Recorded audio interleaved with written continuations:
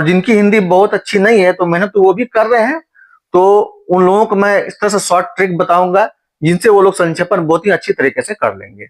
इसलिए वीडियो को अभी बिल्कुल नहीं छोड़े और पूरा का पूरा वीडियो देखें। आपका जितना ये मार्क्स आने वाला है सिविल कोर्ट मुख्य परीक्षा में हिंदी के लिए वो आपको आएगा ही, और संक्षेपण में आपको बिल्कुल आएगा। आप लोग नियत रूप से हमारे वीडियो में बने रहें। तो ये जो 8 शब्द लगभग,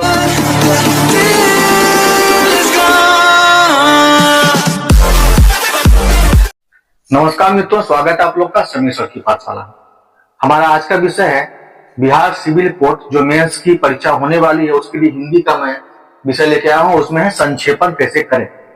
तो संक्षेपण करना भी एक कला है जो कि जानना बहुत ही जरूरी है। तो इसमें कुछ बातों को आप लोगों को जान लेना चाहिए कि जैसे कि सबसे पहले जो गद्यांश जो लिखा हुआ आएगा आपको उसके मूल रूप की रक्षा करते हुए यथासंभव छोटा रूप देने को संक्षेपण कहते हैं। ठीक है, यानी जो भी गद्यांश लिखा हुआ रहेगा तो वो जो कहना चाहता है उसमें कहीं कोई चेंजेस नहीं हो, कुछ बदलाव नहीं हो, और उसी को जब छोटा रूप में हम लोग लिखेंगे जिसमें कि जो बात उसमें कहना चाह रहे हो सारा बात उसमें आ जाए उसको संक्षेपण कहते हैं, और सारांश भी उसी को कहते हैं। इसके लिए आपको गद्यांश के भाव को समझना हो, तो समझने के लिए आपको उसको अच्छे तरीके से बहुत ही शांति से 2-3 बार पढ़ ले। उसको पढ़ने के बाद जो है आप जब लिखें तो उसमें जो भाव या विचार दिया गया हो उसकी पुनरुक्ति नहीं हो, यानी रिपीटेशन बार बार नहीं होना चाहिए। उदाहरण के लिए कहा जाए कि कोई कहीं जा रहा है तो उसके बारे में आप कहेंगे कि राजन जा रहा है, राजन वहां पर हाटिया में जाके सब्जी खरीदा, राजन रिक्शा पर बैठ के आ रहा है, राजन को अचानक कुत्ते से डर लग गया। एक उदाहरण दे रहा हूं, तो बार बार राजन का प्रयोग ना करके वहां जगह उस या उसके का प्रयोग करें। इस प्रकार किसी भी जो है शब्द का बार बार रिपीटेशन नहीं हो, और अगर हो सके तो अनेक शब्दों के बदले एक शब्द का प्रयोग अगर आप कर सके तो बहुत ही अच्छा होगा। जैसे एक उदाहरण होता है 10 सिरों वाला तो उसे दशानन कहते हैं, जानने की इच्छा तो जिज्ञासा, जीने की इच्छा जिजीविषा। इस प्रकार के शब्द जो है आप प्रयोग करेंगे तो बहुत ही अच्छा होगा। एक बार देख लें आप लोग, और भी कुछ इसमें ट्रिक्स है जो आपको बताने वाला हूं, बहुत ही आराम से आप लोग बना पाएंगे। एक बार देख लें।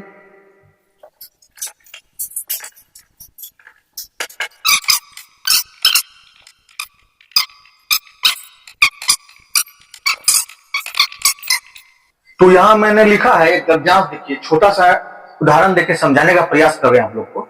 लिखा हुआ है परिस्थितियां कुछ ऐसी उलझ गई थी कि वह समझ नहीं पा रहा था कि उसे क्या करना उचित है और क्या अनुचित है। यानी कुछ ऐसा परिस्थिति किसी के सामने बन गया परिस्थिति कि वो ये नहीं समझ पा रहा था क्या करे क्या ना करे। तो इसके लिए आप जब ऐसी स्थिति है तो इसके लिए आप क्या कर, सबसे पहले आपको क्या करना है, जितना भी यहाँ शब्द है सबको काउंट करें। तो यहां पर काउंट करने से आपको ये होता है 22 शब्द, 22। ये जो 22 शब्द है यहां से गिनिएगा जितना परिस्थितियां से लेकर के आपको अनुचित तक जो है 22 शब्द है। शब्द को क्या करना है, जो 22 शब्द को 22 शब्द को 3 से भागा दीजिए या 1/3 से गुणा कीजिए, दोनों ही एक ही बात हुआ। फिर आपको जितना आता है उतना लिख देना है। इसमें लगभग आपको आ गया, या 3 से इसमें भाग दीजिएगा तो आ जाता है आपको 8 के लगभग शब्द। तो आपको इतने ही शब्दों में इसका सारांश लिखना है। 2-4-5 शब्द ज्यादा भी हो गए और 2-4 शब्द कम भी हो गए तो कोई फर्क नहीं है, आप आराम से बिंदास लिख सकते हैं। जिनकी हिंदी बहुत अच्छी है उनको बहुत बहुत शुभकामनाएं, बहुत अच्छी बात है। और जिनकी हिंदी बहुत अच्छी नहीं है तो मेहनत तो वो भी कर रहे हैं, तो उन लोगों को मैं इस तरह से शॉर्ट ट्रिक बताऊंगा जिनसे वो लोग संक्षेपण बहुत ही अच्छी तरीके से कर लेंगे। इसलिए वीडियो को अभी बिल्कुल नहीं छोड़े और पूरा का पूरा वीडियो देखें। आपका जितना ये मार्क्स आने वाला है सिविल कोर्ट मुख्य परीक्षा में हिंदी के लिए वो आपको आएगा ही, और संक्षेपण में आपको बिल्कुल आएगा। आप लोग नियत रूप से हमारे वीडियो में बने रहें। तो ये जो 8 शब्द लगभग आया इसको आप ऐसे लिख सकते हैं। यहाँ पर ये पूरा पढ़ने के बाद आपको एक शीर्षक लिखना होगा। जैसे यहाँ लिखा हुआ है, देखिए परिस्थितियां कुछ ऐसी उलझ गई थी कि वह समझ नहीं पा रहा था कि वो क्या उचित है क्या अनुचित। यहाँ पर परिस्थिति की बात है कुछ ऐसा जिसमें इंसान निर्णय लेने में अक्षम सा हो जाता है या बीच में रहता है ना हाँ कह सकता है, ना कह सकता है, क्या करे समझ में नहीं आता है। तो इसको आप कह सकते हैं जटिल परिस्थिति, परिस्थितियों की जटिलता, कुछ भी आप लिख सकते हैं। चलिए माना कि जटिल परिस्थिति, या इसको आप कह सकते हैं परिस्थितियों की जटिलता, स्थिति की जटिलता। तो अब आपको शॉर्ट में अगर लिखना है तो इसका एक शब्द बहुत अच्छा बनता है,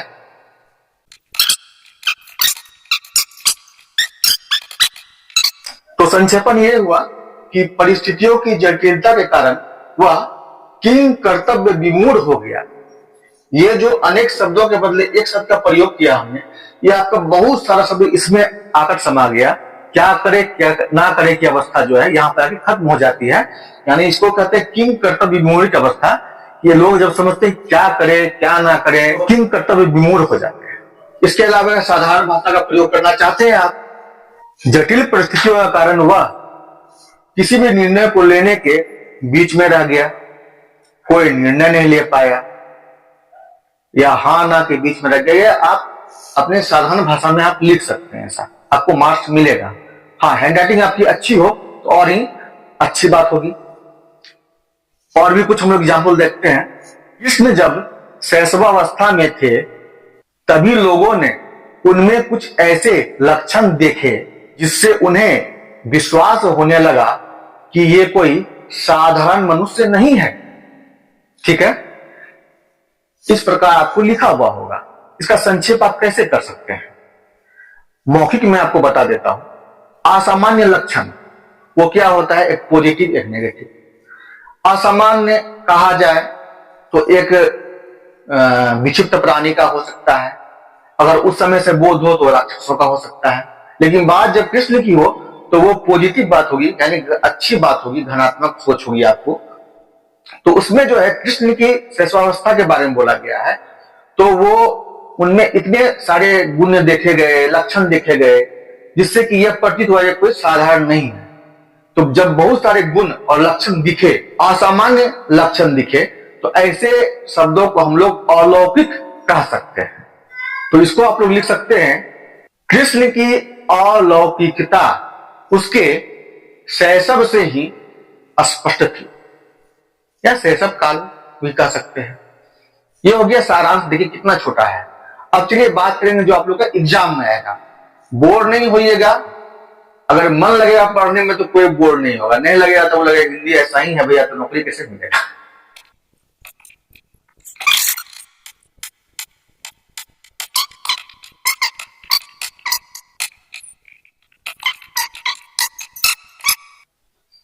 तो ये गद्यांश आपके समय लिखा गया है गद्यांश। देखिए इसको हम पढ़ के आपको सुनाते हैं, ध्यान पूर्वक सुनिए, क्योंकि आपको ये बार बार पढ़ना पड़ेगा, 2-3 बार अच्छे से समझना पड़ेगा, और अभ्यास जब हो जाए तो फिर ज्यादा दिक्कत या प्रॉब्लम नहीं आएगी। देखिए सुनिए, लिखा हुआ है, पहले उसके मन में जगत मिथ्या का विचार आया। जगत यानी संसार, मिथ्या माने जो नहीं है, गलत है, यानी कि जगत मिथ्या है, जगत में कुछ नहीं है, संसार में कुछ नहीं है, यह उसको ज्ञान आया, विचार आया। उन्होंने सोचा इस मिथ्या जगत में किसी वस्तु के स्थायित्व की आशा व्यर्थ है। यानी हम लोग किसी वस्तु का स्थायित्व का आशा नहीं कर सकते हैं। ना हम अस्थायी रहेंगे, ना आप अस्थायी रहेंगे, ना हमारा क्लास अस्थायी रहेगा। संसार में कुछ भी अस्थायी नहीं है ना। सब मॉर्टल है, सब कुछ मरणशील है, कुछ भी अस्थायी नहीं है। लेकिन उनके मन का ये भाव अधिक देर तक ना रहा। रुकिए, देखिए, ये उन्होंने सोचा, लेकिन जब मनुष्य सोचता है तो भांति भांति के भाव आते हैं। पहले भाव आया जगत मिथ्या है, संसार में कुछ अस्थायी नहीं है। फिर उनके क्या हुआ, सोच बदला। लिखा हुआ, उन्हें कर्मों की अमोघ शक्ति का स्मरण हो आया। यानी कर्मों का जो अमोघ शक्ति होता है, वो अचूक, अव्यर्थ, निष्फल ना होने वाला है ना। हिंदी का अगर ये सब शब्द आपका अच्छा है तो बहुत अच्छी बात, अगर नहीं है तो आप समझिए हिंदी अमोघ का मतलब हुआ कुछ बहुत ही अच्छा, कुछ बेहतर या मजबूत, इस तरह का बात कुछ सोचिए जो कि मरणशील नहीं हो, जो खत्म होने वाला नहीं हो, कर्म के बारे में। और कोई भी कर्म कीजिएगा तो कर्म ही आपका पूजनीय होगा, आपको नहीं पहचाना जाएगा, आपको अपने कर्म से पहचाना जाएगा, है ना। तो वह स्मरण जब उनको हो आया, दिमाग में आ गया, तो उन्होंने संकल्प लिया कि वह जगत को अधिक से अधिक सुखी बनाने के लिए अपना संपूर्ण जीवन दे देंगे। ठीक है, सबसे पहले उन्होंने जगत को मिथ्या बोला, कुछ भी ये जगत में नहीं रह सकता, सब मानवशील है। फिर उनका विचार बदला, विचार ये बदला कि कर्म की शक्ति जो है वो कभी निष्फल नहीं होती, कर्म ही तो जीवित रह जाता है। चलो अपने कर्म को के द्वारा ही जो हम संसार को सब कुछ देंगे, सुखी बनाएंगे, अपना संपूर्ण जीवन दे देंगे, तो कम से कम ये तो रह जाएगा संसार में, ये कभी नहीं मरने वाला है। ये विचार जब आया तो ये आपको ये गद्यांश बना। तो इसका आपको सारांश लिखना है। सबसे पहले आप जब पूरा काउंट करेंगे तो ये 64 आएगा, 64 शब्द आएगा टोटल आपको। ठीक है, 64 शब्द को आप 3 से भाग दे दीजिए, यानी 64 है इसको आप 3 से भाग दीजिएगा तो आएगा आपको 3 दूने 6 आ जाएगा, 3 एकम 3, 21.333 समथिंग ऐसे आता है। आप 21 शब्द मान के चल सकते हैं और 21 से कुछ ज्यादा या कुछ कम चलेगा, कहीं से कोई संदेह की बात नहीं है। तो पूरा पढ़ने के बाद यहां पर आप शीर्षक क्या दे सकते हैं? मन में विचार आना, जगत का मिथ्या होना, ये सब भाव आना जाना, फिर कर्मों के बारे में शक्ति का ज्ञान होना। उसके बाद उन्होंने जो है संसार को पूरा अपना लाइफ कर्म में डोनेट कर देने के लिए सोचा, उनको अपना जीवन संपूर्ण दे देंगे सबकी भलाई में। तो इससे आपका सारांश देखते हुए सारांश हम लोग बनाएंगे अभी। क्या लगता है आपको शीर्षक क्या होना चाहिए? बहुत से शीर्षक हैं, चलिए माना कि ये हो गया एक शुभ संकल्प। शुभ संकल्प,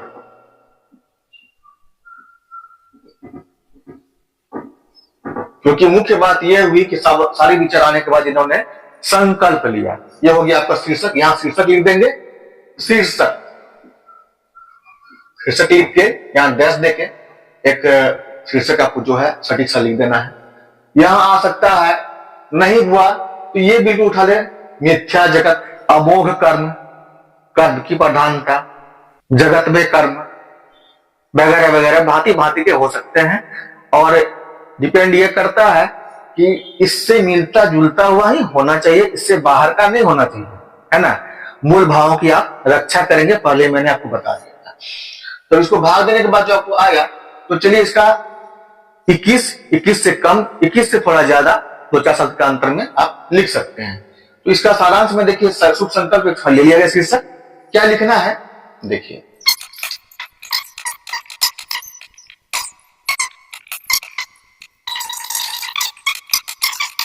तो ये आपको पढ़ के सुना चुके हैं। इसका संक्षेपण हम कुछ इस प्रकार से किए। उन्होंने कुछ निर्णय लिया, मैंने उसको पकड़ के चला, यह सोचकर कि जगत मात्र में या जगत में कर्म शक्ति अभोग है, यह ज्ञान उनको हुआ। वो लिए सेंटेंस, उन्होंने प्राणी मात्र की सुख कामना के लिए, है ना, अपना संपूर्ण जीवन या अपना जीवन अर्पण का संकल्प लिया। और ये पूरा काउंट कीजिए कितना शब्द हुआ, जो कि हम करके दिखा चुके आपको। वो कुल शब्द 23 है, यहां पर लिख दीजिए, शीर्षक भी लिखा हुआ है और भांति भांति के शीर्षक हो सकते हैं। ये वह, चलिए जिसकी हिंदी अच्छी है वो इतना सोच सकते हैं। अब मान लिया जाए कि हिंदी चलिए ठीक ठाक है और हमको संक्षेपण भी करना है। उसमें क्या करना है देखिए, मन में जगत मिथ्या का विचार आया, एक शब्द ये हुआ। पहले यहां से भी ले सकते हैं, पहले मन में, उसके मन में जगत मिथ्या का विचार आया, अधिक देर तक ये भाव ना रहा और कर्मों की अमोघ शक्ति का ज्ञान होते ही संपूर्ण जीवन प्राणी के सुख कामना के लिए अर्पित कर दिया। हम लिखे नहीं, मौखिक बोले। इसको आप रिपीट करके दोबारा सुन लीजिएगा। अब इसमें संक्षेपण की कोई बात नहीं। अगर हम आपको बेवकूफ बनाए कि यहां से यहां उतार दीजिएगा, यहां से यहां उतार दीजिएगा, ऐसे करके आपका संक्षेपण हो जाएगा, तो मेरे ख्याल से गलत पढ़ाने से अच्छा है कि हम अपना क्लास में करते हैं। तो इसलिए जो है उतारना नहीं है, आपको देना। उतारना तो है, ये आपको ट्रिक ही बताएंगे, आपको उतारना है। बस थोड़ा सा कुछ शब्द है, लेकिन अभी जो आपको सेकंड बताया वो सब उतारना ही था यहां से। आप सुन लीजिए बिल्कुल, और आप लोग को अच्छा लगे जैसे तो वीडियो लाइक जरूर कीजिएगा, चैनल को सब्सक्राइब कर लीजिए जुड़े रहने के लिए, क्योंकि अभी हम नित्य जो है वीडियो डालते रहेंगे। और जहां तक उसके शेयर कीजिए, हमारे साथ बने रहिए। वीडियो अच्छा लगे तो कमेंट जरूर कीजिएगा। तो मिलते हैं अगले वीडियो में, तब तक के जय हिंद, वंदे मातरम।